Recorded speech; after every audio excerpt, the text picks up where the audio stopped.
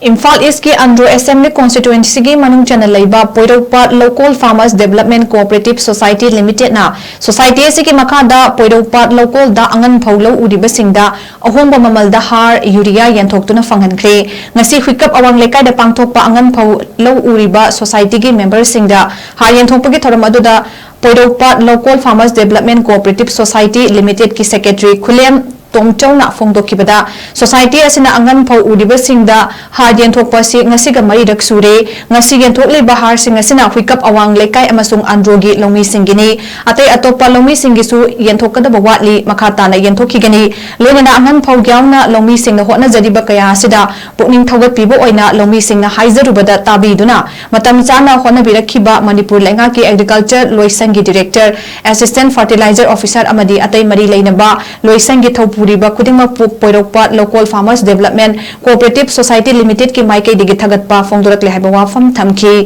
loinana mahakna makhatana lomi singna matam gi mathau taba sing haijarakpada matam chana fanghanbiu hainasu lengak amadi mari leinaba loisang singi pukning tingselakli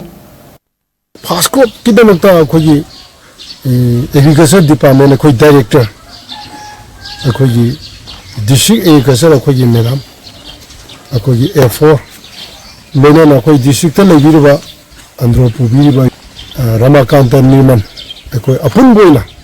koi wamin na dana koi ngasi fast crop tawjaba phangisi koi mokoi matiang ngani aduna yargadi koi mayamna koi department da matam gi harakpa koi urea koi matam chana sumana phangan bibu sumana koi phangan biu koi ana cooperative society ki maikei degi monopokal lena Department में था कि